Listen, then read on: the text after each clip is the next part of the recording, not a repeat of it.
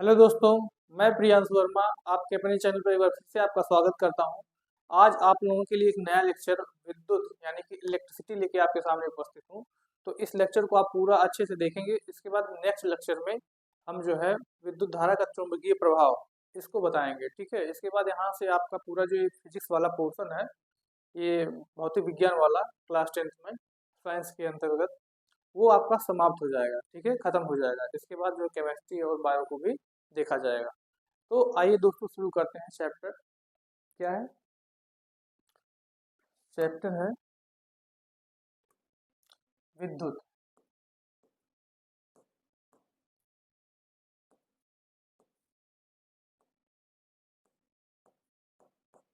Electricity.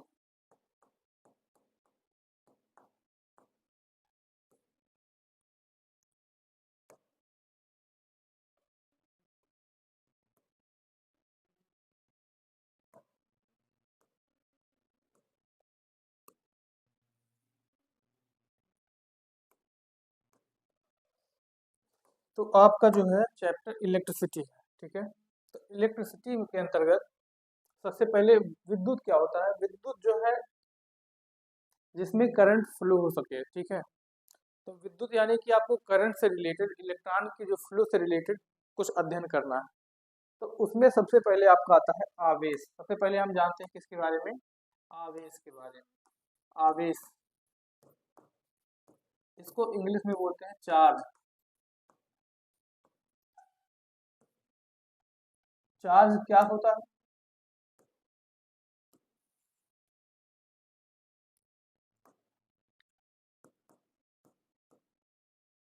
तो सबसे पहले चार्ज को समझते हैं कि चार्ज होता क्या है।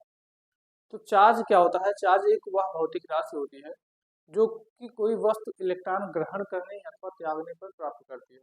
जैसे कि चार्ज आप देखे होंगे कि कई लोग क्या होते हैं, बच्चे जो पेंसिल अपने बालों में रगड़ के उसके बाद फिर उससे जो है एक किसी पेज का एक टुकड़ा फाड़ लेंगे तो उसको चिपकाते हैं तो वो चिपक जाता है। तो बेसिकली रगड़ने की वजह से क्या होता है, ये जो पेन होता है वो उस पर चार्ज आ जाते हैं, निगेटिवली चार्ज हो जाता है। तो वो क्या करता है, अट्रैक्ट करता है, ठीक है। तो चार्ज क्या होता है? चार्ज यानी कि इलेक्ट्रॉनों की कमी या अधिकता। मान लेते हैं मान लेते हैं कि कोई एटम है। तो एटम में क्या होता है? एटम में जो होता है एक न्यूक्लियस होता है, और न्यूक्लियस के बाहर भी जो है विभिन्न जो है सेल होते हैं, ठीक है। तो विभिन्न सेलों में जो है इलेक्ट्रॉन घूमता रहता है। इन सब सेलों में क्या होगा, इलेक्ट्रॉन चक्कर लगाता रहता है, कि इसमें इलेक्ट्रॉन रहते हैं। वो अंदर वाले में इसको न्यूक्लियस बोलते हैं, और इसमें क्या रहते हैं, न्यूट्रॉन और प्रोटॉन, ठीक। तो न्यूक्लियस में न्यूट्रॉन एंड प्रोटॉन रहते हैं। जब इस एटम को कोई एनर्जी दी जाती है, कुछ ऊर्जा दी जाती है, तो ये बाहर वाला जो इलेक्ट्रॉन होता है वो बाहर निकल जाता है। तो जब ये इलेक्ट्रॉन बाहर निकल जाएगा तो इस पर क्या हो जाएगा, क्योंकि इलेक्ट्रॉन और प्रोटॉन, एटम में इलेक्ट्रॉन और प्रोटॉन बराबर होते हैं। हम एक एग्जांपल लेते हैं सोडियम का। तो सोडियम का जो इलेक्ट्रॉनिक नंबर होता है, ठीक है, परमाणु संख्या जो होती है वो होता है 11, ठीक। और जो परमाणु भार होता है वो होता है 23, ऐसा लिखा होता है। तो हम इसका जब इलेक्ट्रॉनिक विन्यास निकालेंगे तो इसका हो जाएगा 281। ये इसका इलेक्ट्रॉनिक विन्यास है। और टोटल कितने इलेक्ट्रॉन हैं? जितना परमाणु क्रमांक होता है उतना ही उस तत्व में इलेक्ट्रॉन होते हैं, और उतने ही क्या होते हैं, प्रोटॉन होते हैं, ठीक। तो इलेक्ट्रॉन कैसा होता है? इलेक्ट्रॉन के ऊपर माइनस चार्ज होता है। क्या चार्ज होता है बाबू? माइनस चार्ज होता है। और प्रोटॉन के ऊपर क्या होता है, वो उतना ही पॉजिटिव चार्ज होता है। तो अगर हम बात करें सोडियम की, तो सोडियम में 11 इलेक्ट्रॉन है, यानी 11 इलेक्ट्रॉन, यानी कि जिसपे नेगेटिव चार्ज है, ठीक। और उस पे उतने ही पॉजिटिव चार्ज है। 11 प्रोटॉन है, और प्रोटॉन पे कैसा चार्ज होता है, पॉजिटिव चार्ज। तो ये दोनों मिलके क्या कर लेते हैं, बैलेंस कर लेते हैं। इसलिए सोडियम के ऊपर कोई चार्ज नहीं आएगा, ऐसे सोडियम को ऐसे लिखेंगे। लेकिन इस सोडियम को अगर हम कुछ ऊर्जा देंगे, ठीक है, इसको कुछ एनर्जी मिलेगी, तो इसके बाहर वाला जो इलेक्ट्रॉन है ये निकल जाएगा अपने आउटर सेल से। और जब निकलेगा तो यानी कि प्रोटॉन 11 रह गए और इलेक्ट्रॉन कितने रह गए 10। तो ये जब दोनों मिलके बैलेंस करेंगे तो एक प्रोटॉन ज्यादा रहेगा, एक प्रोटॉन ज्यादा रहेगा।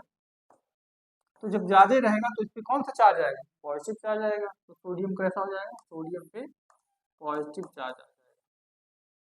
तो चार्ज बेसिकली आपने क्या समझा कि इलेक्ट्रॉनों की कमी या अधिकता ही वस्तुओं पर चार्ज ले आती है, ठीक है। तो वह वस्तु आवेशित कही जाती है। इसका मतलब ये हुआ कि इलेक्ट्रॉनों की कमी या अधिकता क्या कर देती है, वस्तुओं को आवेशित कर देती है, ठीक है। कोई भी एटम रहेगा, कोई भी वस्तु रहेगी तो उसको आवेशित कर देगा, यानी कि चार्ज कर देगा। तो यहाँ से हम इसकी जो है डेफिनेशन लिखते हैं कि चार्ज क्या होता है।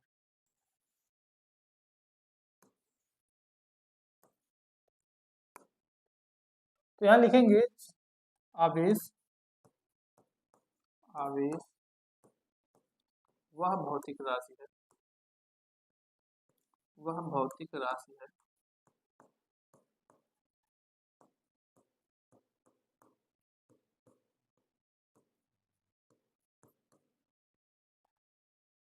जो कि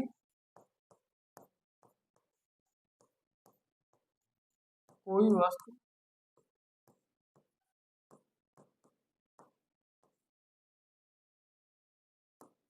इलेक्ट्रॉनों के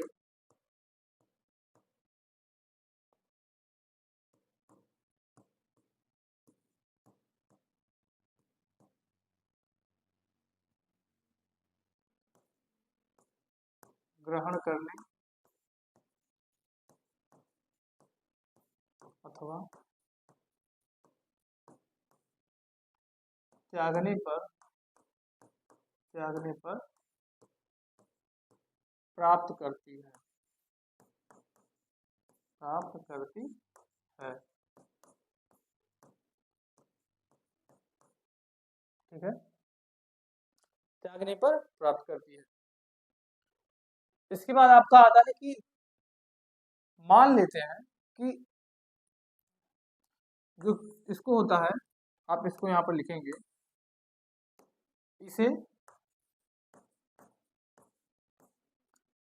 क्यू से, स्मॉल क्यू या कैपिटल क्यू से, क्यू से प्रदर्शित करते हैं, इसे क्यू से प्रदर्शित करते हैं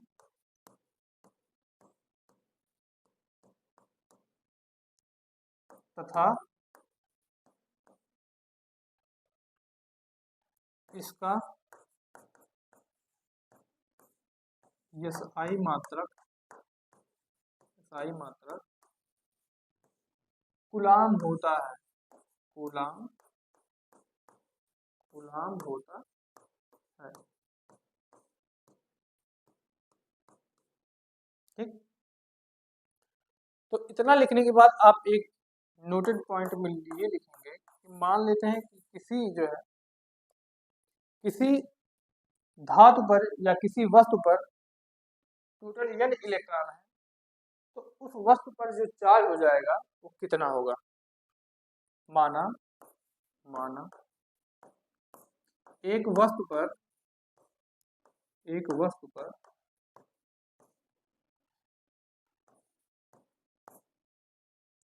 n इलेक्ट्रॉन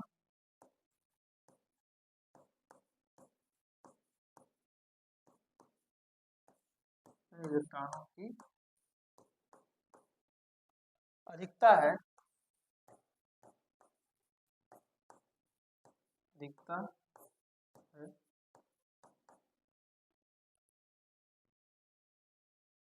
ठीक है। तो उस वस्तु पर, तो उस वस्तु पर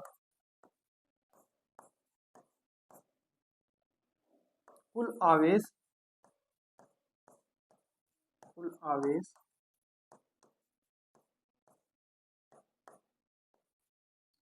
आवेश को हम किससे डिनोट करेंगे, Q से, स्मॉल q से। उस वस्तु पर कुल आवेश हो जाएगा Q बराबर N × A। ये आपका एक फार्मूला है, इसको आप नोट कर लेंगे, ठीक है। तो Q बराबर क्या हो जाएगा, Na।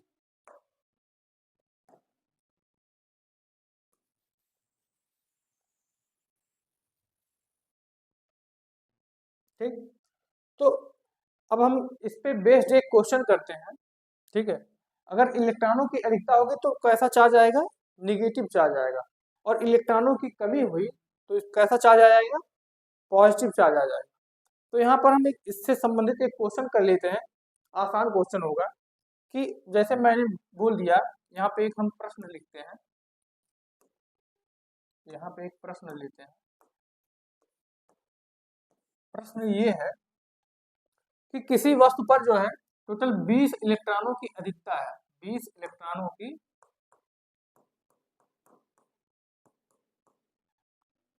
अधिकता है, 20 इलेक्ट्रॉनों की अधिकता है। तो कुल आवेश कितना होगा, आवेश कितना होगा। तो कुल आवेशों की बात अगर ये कर रहा है तो हम Q बराबर लिखेंगे, फार्मूला क्या हो जाएगा, N इंटू E। Q बराबर हो जाएगा, N माने कितने इलेक्ट्रॉन है, 20, क्योंकि यहाँ पर N दिया है, कितने इलेक्ट्रॉन है, N बराबर 20, E हो जाएगा नेगेटिव। एक चीज आपको और नोट करके रखना है कि एक इलेक्ट्रॉन पे जो आवेश होता है वो माइनस में होता है 1.6 गुणे 10⁻⁻19 कूलाम। ठीक, और एक ही प्रोटॉन पर, एक प्रोटॉन पर जो आवेश होता है वो प्लस में होता है 1.6 इंटू 10⁻⁻19 कूलाम। ठीक, ये आप जो है नोट करके इसको रखेंगे।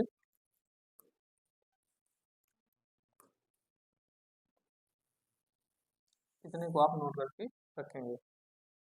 तो इलेक्ट्रॉन है तो इलेक्ट्रॉन पे आवेश कितना होता है, 1.6 इंटू 10⁻⁻19 कूलाम। तो यहाँ से Q बराबर हो जाएगा आपका 20 है ही, मल्टीप्लाई करेंगे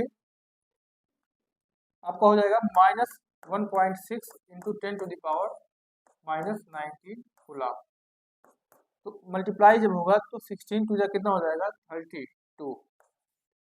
तो 32 इंटू 10⁻, माइनस आगे हो जाएगा -19 कूलाम। यहाँ से ये टोटल आपका इतना हो जाएगा। ठीक है, आपका ये आंसर। ठीक, तो इस पे बेस्ड इतने क्वेश्चन ऐसे आते हैं। निगेटिव चार्ज होगा क्योंकि इलेक्ट्रॉनों की अधिकता है। अगर ये बोल दे, यहीं पे दूसरा क्वेश्चन ये बोल दे कि 5 इलेक्ट्रॉनों की कमी है, क्या है, 5 इलेक्ट्रॉनों की कमी है। मान लीजिए दूसरा प्रश्न हो जाए, किसी वस्तु पर 5 इलेक्ट्रॉनों की कमी है, तो कुल आवेश कितना होगा, इसको आप बड़े आसानी से निकाल सकते हैं। कुल आवेश कितना होगा, आवेश यानी कि हम लिखेंगे N बराबर कितना है, 5, और E बराबर कितना होता है, -1.6 गुणे 10⁻⁻19 कूलाम। फार्मूला लगाएंगे Q बराबर Ne से, तो Q बराबर हो जाएगा, N का मान है 5 और E का मान कितना है, 1.6 इंटू माइनस के साथ 10⁻⁻19। तो 16 5 का कितना होगा, 80 होगा, लेकिन दशमलव एक स्थान बाद लग जाएगा और माइनस साइन पहले लगेगा। ठीक, इंटू 10⁻ हो जाएगा -19 कूलाम। यहाँ से -8 इंटू 10⁻⁻19 कूलाम, ये क्या हो जाएगा, चार्ज, सॉरी चार्ज, ये इलेक्ट्रॉनों की क्या है, कमी है। तो इलेक्ट्रॉनों की कमी इसका मतलब कौन आएगा सबसे ज्यादा, आपका यहाँ पे हो जाएगा ये पॉजिटिव चार्ज आएगा।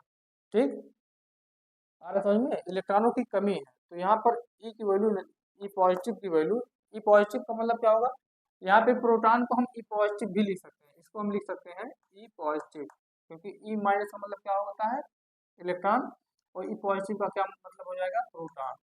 तो इसको ऐसा भी लिखा जा सकता है। क्योंकि इलेक्ट्रॉनों की कमी है इसलिए यहाँ पे पॉजिटिव चार्ज आएगा, तो यहाँ पर पॉजिटिव लगाएंगे तो आपका हो जाएगा पॉजिटिव 8 इंटू 10⁻⁹ कूलम। तो इसको आप अच्छे से नोट कर लेंगे। ये आपके सिर्फ पहला जो इसका टॉपिक है, आवेश से संबंधित जो क्वेश्चन बन सकते हैं ऐसे बन सकते हैं, ठीक है। वो आपको आवेश समझ में भी आ गया होगा कि आवेश क्या होता है। अब हम समझते हैं कि आवेश के प्रकार जो हैं वो है कितने, ठीक है। तो आवेश के प्रकार को हम समझते हैं। तो आप देखते हैं, देखिए आप आवेशों के प्रकार, आवेशों के प्रकार।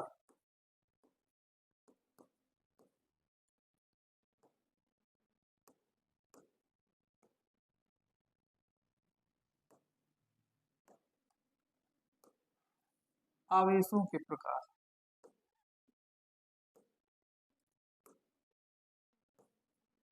आवेशों के प्रकार में क्या हो जाएगा, आवेश दो प्रकार के होते हैं। आवेश कितने प्रकार के होते हैं, दो प्रकार के। पहला क्या होगा, धनात्मक आवेश, धनात्मक आवेश, और दूसरा क्या हो जाएगा, ऋणात्मक आवेश।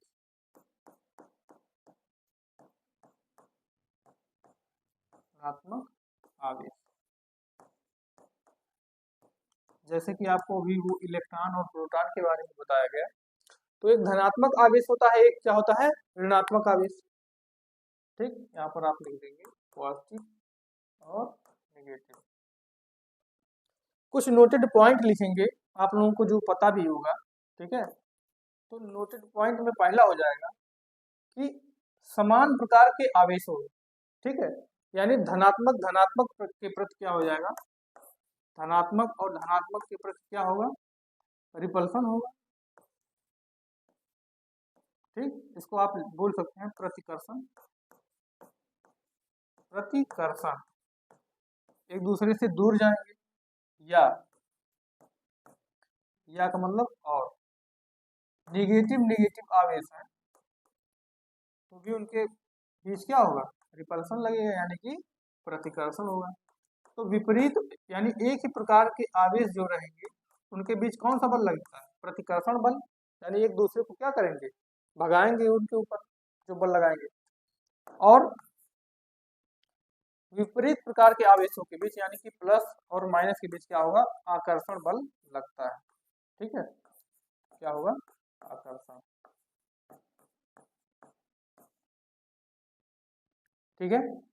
तो इतना चीज आप जो है इसको नोट कर लेंगे, ठीक।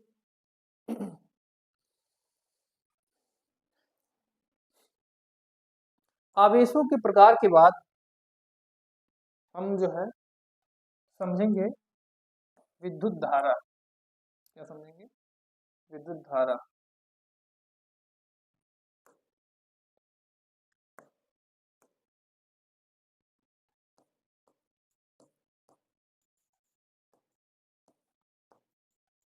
विद्युत धारा, इसको बोल सकते हैं करंट, इलेक्ट्रिक करंट,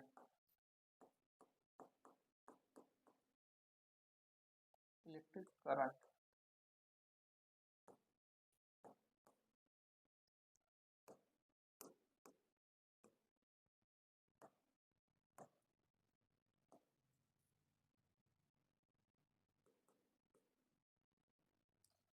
तो देखते हैं इलेक्ट्रिक करंट क्या होता है।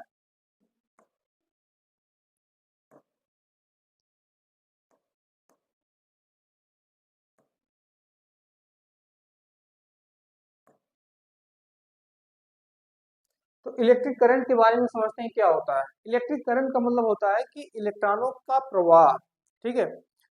तो बेसिकली आपके घर में जो बिजली आ रही है वो भी इसको हम करंट बोल देते हैं, ठीक है।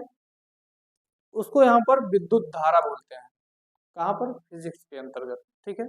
और वैसे आप गांव में बोल सकते हैं उसको लाइट आ गया, करंट आ गया, ठीक है। तो ये सब बोला जाता है।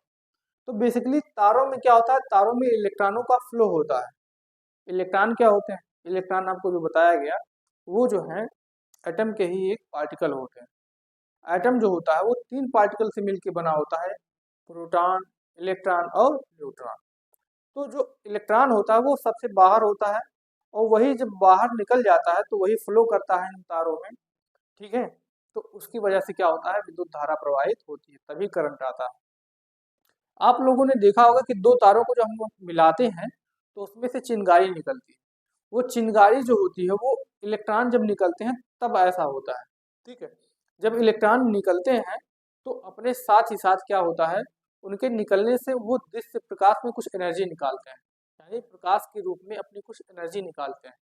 तो जब भी इलेक्ट्रॉन निकलता है तो स्पार्क वो जो है पैदा करता है, बाहर अगर निकलेगा तो स्पार्क के साथ निकलेगा। तो आप जो चिंगारी देखते हैं तारों में से, वो इलेक्ट्रॉन जब निकलते हैं तब ऐसा होता है। तो इसका मतलब क्या हुआ, जो विद्युत धारा होती है वो इलेक्ट्रॉनों के प्रवाह के ऊपर निर्भर करती है। तो यही से इसका एक डेफिनेशन निकल के सामने आ जाता है कि विद्युत धारा किसे कहते हैं। तो विद्युत धारा क्या कहेंगे कि आवेश प्रवाह की दर को, क्या बोलेंगे, आवेश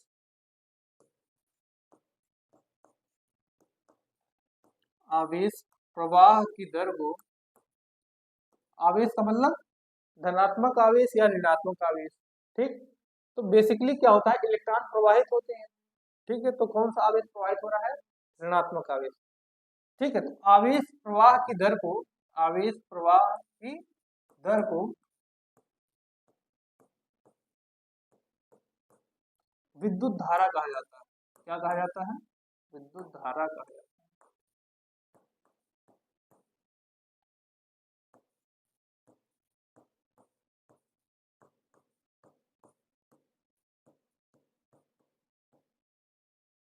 तो आवेश प्रवाह की दर को विद्युत धारा कहा जाता है, ठीक है। ये चीज समझ में आ गया। इसे हम जो है किस चीज से डिनोट करते हैं, अगर इसको विद्युत धारा कह रहे हैं तो इंग्लिश में इसको प्रदर्शित करने के लिए कुछ साइन तो होगा ही। तो इसे जो है कैपिटल आई या स्मॉल आई दोनों से जो है प्रदर्शित करते हैं, या स्मॉल आई से प्रदर्शित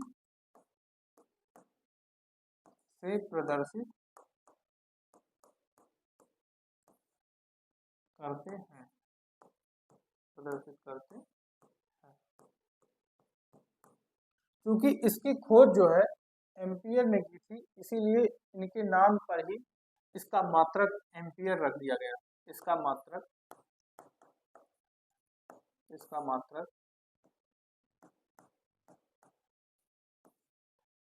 एम्पियर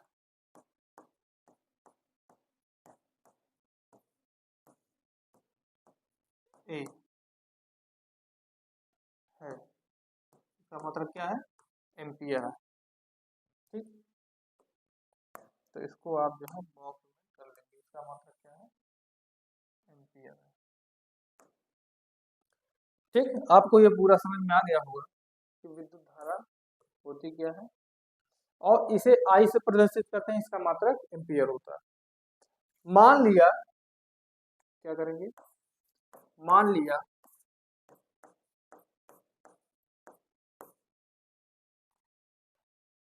क्यू आवेश, क्यू आवेश किसी, क्यू आवेश किसी चालक तार से, चालक तार से या चालक तार में लिख सकते हैं आप, चालक तार में टी समय तक, टी समय तक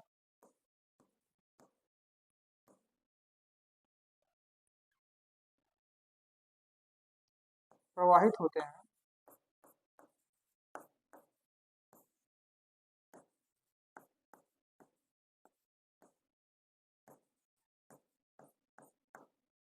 तो चालक तार में, चालक तार में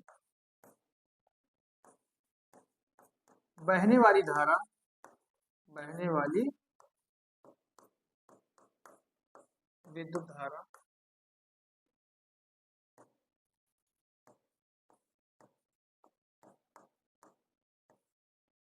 तो चालक तार में विद्युत बहने वाली जो विद्युत धारा आई होगा वो क्या हो जाएगा, Q बाई टी। यहाँ से आपका एक दूसरा फार्मूला निकल के सामने आया, ठीक है, इसको आप नोट कर लेंगे। तो I बराबर एक फार्मूला निकल के आपके आया सामने, Q बाई टी। तो Q बाई टी को हम लिख सकते हैं इसको आगे, क्योंकि Q आवेश है, तो आवेश का मात्रक क्या है, कूलाम, और समय का मात्रक क्या है, सेकेंड। तो यहाँ से इसका एक अलग जो है दूसरा मात्रक निकल के सामने आता है, कूलाम पर सेकेंड। तो विद्युत धारा का एक और मात्रक निकल के आया, यहाँ पर लिखेंगे दूसरा मात्रक किसका, विद्युत धारा का। एक होता है एम्पियर और दूसरा मात्रक निकल के सामने आ रहा है, क्या है, कूलाम प्रति सेकेंड, कूलाम प्रति सेकेंड, ये इसका दूसरा मात्रक है, ठीक। तो इसको आप नोट कर लेंगे, ठीक। अब इसके ऊपर बेस्ड, ठीक है, इसके ऊपर बेस्ड एक जो है क्वेश्चन हम करते हैं। क्वेश्चन क्या है, क्वेश्चन आपका ये है, यानी कि प्रश्न, प्रश्न देखेंगे क्या है। मान लेते हैं किसी चालक तार से, ठीक है, मान लेते हैं किसी चालक तार से 2 कूलाम का आवेश 3 सेकंड तक प्रवाहित होता है, ठीक है। तो यहाँ पर लिखते हैं, माना, या प्रश्न ले लो, किसी चालक तार से किसी चालक तार से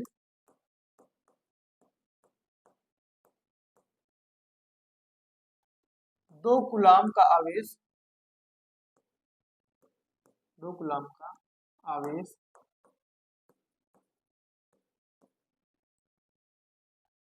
4 सेकंड तक 4 सेकंड तक प्रवाहित होता है,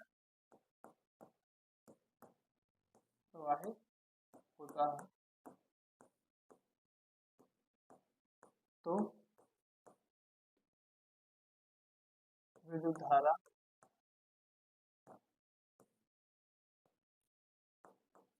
बताइए, ठीक। तो यहाँ से जो है इसको आप लगा सकते हैं, इसका आंसर क्या हो जाएगा, Q बराबर कितना दिया है, Q बराबर दिया है 2 कूलाम, सीधा रखेंगे। ये सब इतने आसान क्वेश्चन है, सिर्फ और सिर्फ आप फार्मूले में रखेंगे, आपको सिंपल केवल अगर बुरा भाग ये सब आता है तो इसको आप बहुत आसानी से कर सकते हैं। और टाइम बराबर कितना है, लिखा है 4 सेकेंड, 4 सेकेंड। तो आप फार्मूला जानते हैं कि I बराबर क्या होता है, Q बाई टी, इसी फार्मूले में आप रख देंगे। तो Q का मान कितना है, 2 कूलाम, और समय का मान कितना है, टाइम का 4 सेकेंड। अब इसको आप डिवाइड करेंगे तो 2 में 4 से डिवाइड करेंगे तो कितना होगा, 0.5, इसको लिख सकते हैं आप एम्पियर, 0.5 एम्पियर, ठीक। या कूलम सेकेंड,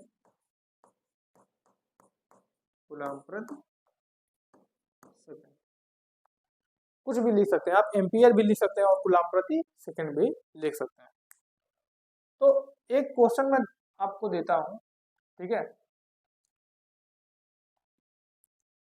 आप दूसरा क्वेश्चन ले लीजिए, प्रश्न, इसको आप जो है करके कमेंट करके जो है आप बताएंगे, ठीक है। पहले आप कर लेंगे, उसके बाद कमेंट करेंगे। क्वेश्चन ये है कि किसी चालक तार से किसी चालक तार से किसी चालक तार से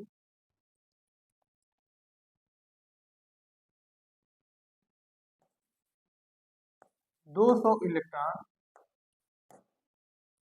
किसी चालक तार से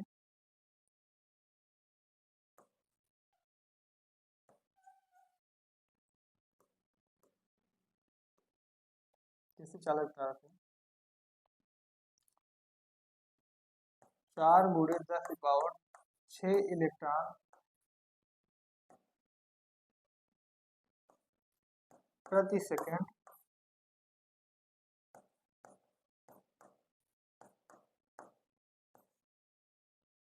प्रवाहित होते हैं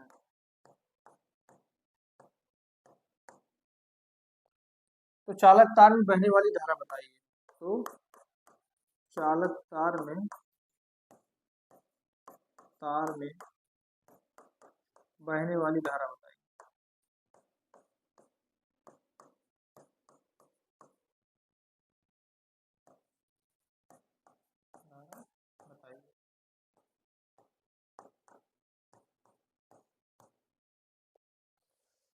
अब इस क्वेश्चन में कई बच्चे कंफ्यूज हो जाएंगे कि सर ने ये क्या पूछ लिया, तो आप इसको जो है कमेंट करिएगा, मैं क्वेश्चन लगा देता हूँ। ठीक है, क्वेश्चन मैं लगा देता हूँ, आप जो है मैच करा लीजिएगा तो दोस्तों आपका जो है कितना सही है। ठीक है, ठीक है मित्रों, मैच करा लेंगे ना। बेईमानी मत करना, बेईमानी मतलब अपने साथ धोखा मत करना, मैं तो यहाँ पर लगवा दे रहा हूँ। ठीक है, हाँ देखते हैं। तो यहाँ पर मैंने लिख दिया आंसर में इसके टोटल n बराबर कितने इलेक्ट्रॉन फ्लो हो रहे हैं, n बराबर 4 × 10⁶ इतने इलेक्ट्रॉन प्रति सेकंड प्रवाहित होते हैं। यानी कि टाइम भी दे दिया है कितना, 1 सेकंड। प्रति सेकंड का मतलब कितना हो गया, 1 सेकंड। ठीक, लेकिन यहाँ पर केवल इलेक्ट्रॉनों की संख्या दी हुई है और क्या दिया हुआ है, 1 सेकंड दिया हुआ है। लेकिन एक चीज नहीं दिया हुआ है, क्या, चार्ज नहीं दिख रहा है। तो हम विद्युत धारा कैसे निकालेंगे, चार्ज तो है ही नहीं। तो चार्ज निकालने के लिए भी आपको एक फार्मूला बताया गया था कि होता है Q बराबर होता है N × E। ठीक, तो यहाँ पर हो जाएगा आपका n का मान कितना है, 4 × 10⁶ और E का मान कितना होता है, 1.6 × 10⁻⁻19 कूलाम।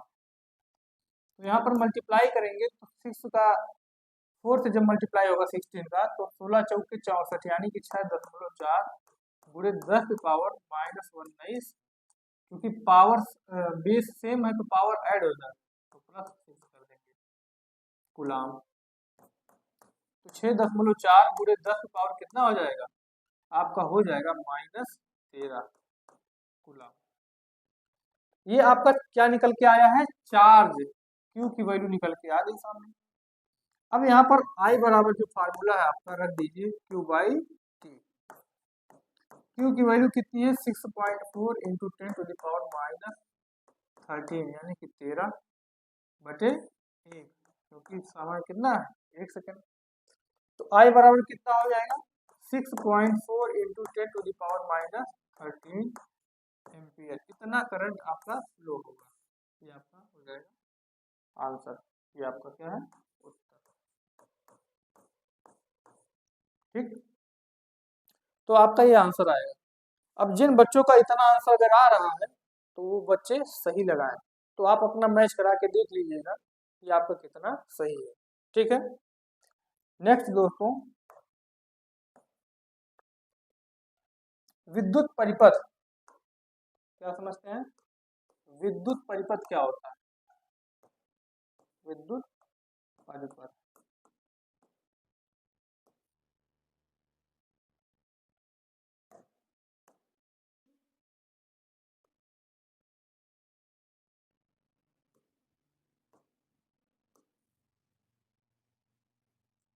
विद्युत परिपथ को इंग्लिश में बोलते हैं इलेक्ट्रिक सर्किट। क्या बोलते हैं, इलेक्ट्रिक सर्किट।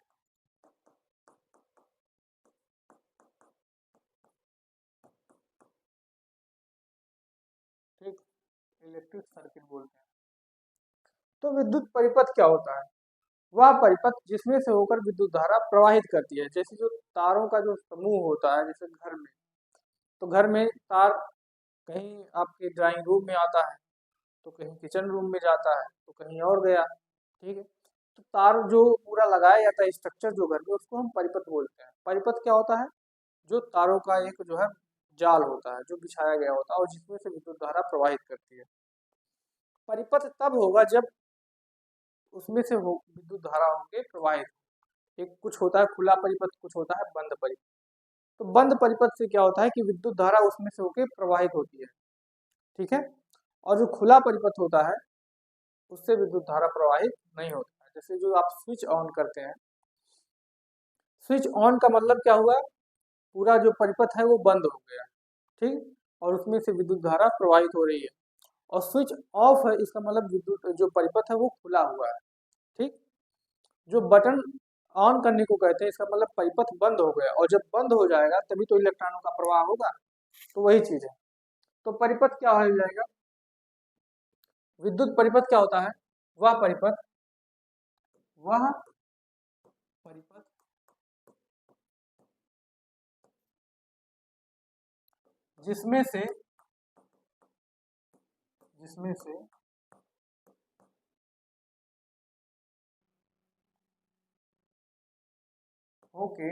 जिसमें से होके विद्युत धारा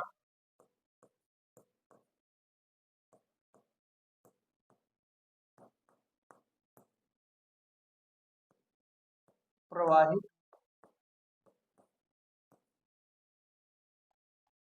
होती है, ठीक है। वह परिपथ जिसमें से होकर विद्युत धारा प्रवाहित होती है उसे हम क्या कहते हैं? परिपथ कहते हैं, विद्युत परिपथ कहते हैं, ठीक। तो इसका कुछ आप स्ट्रक्चर बना के भी दिखा सकते हैं कि विद्युत परिपथ का स्ट्रक्चर बना के दिखाइए। तो सीधा सीधा आप विद्युत परिपथ का स्ट्रक्चर बना लेंगे। यहाँ पर एक बल्ब लगा दीजिए, ठीक है। इसके बाद आगे आप जाके ये तार जो है जोड़ के मीटर से जब जोड़ देंगे, लगा देंगे, ये तार ऐसे आया आपका। इसके बाद आप इसको एक बैटरी से जोड़ देंगे,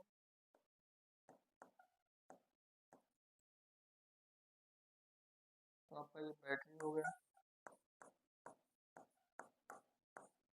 प्लस हो गया, माइनस हो गया। इलेक्ट्रिक करंट फ्लो होगा, बल्ब बल जाए जो है जल जाएगा, ठीक है। तो आपका ये पूरा विद्युत परिपथ बन के तैयार हो गया। ये आपका हो जाएगा विद्युत परिपथ। तो चित्र सहित आपको ये जो है दिखा दिया गया, ठीक। तो यहाँ से आपका ये कंप्लीट हो जाता है कि विद्युत परिपथ किसे कहते हैं। तो आपको अभी तीन चीज बताए गए, जिसमें से आपको तीनों चीज मैं समझता हूँ कि समझ में आ गया होगा। क्या क्या? पहला आवेश बताया गया कि आवेश क्या होते हैं, आवेश कितने प्रकार के होते हैं, धनात्मक आवेश, ऋणात्मक आवेश, ठीक है। एक इलेक्ट्रॉन पे चार्ज कितना होता है ये बता दिया गया। दूसरा आपको ये बताया गया कि जो विद्युत धारा होती है वो क्या होती है, और विद्युत धारा के बाद आपको ये बताया गया कि विद्युत परिपथ क्या होता है, ठीक है। इतना चीज आपको समझ में आ गया होगा, ठीक है। तो दोस्तों आज के लिए बस इतना ही, ठीक है। आप इसको रिवाइज फिर से कर लीजिएगा कि आवेश क्या होता है, विद्युत धारा क्या होती है, और विद्युत परिपथ क्या होता है। इसके ऊपर बेस्ड जितने प्रकार के क्वेश्चन होंगे आप इसको एक बार सॉल्व करने का प्रयास करिएगा, प्रीवियस ईयर क्वेश्चन को देखिएगा, ठीक है। इसके बाद कल के लेक्चर में हम जो है बात करेंगे विद्युत जो विभव है, विभवांतर है, उसके बाद जो है विद्युत धारा का जो तापीय प्रभाव है, ओम का नियम है, इन सब चीज़ों की बात करेंगे, ठीक है।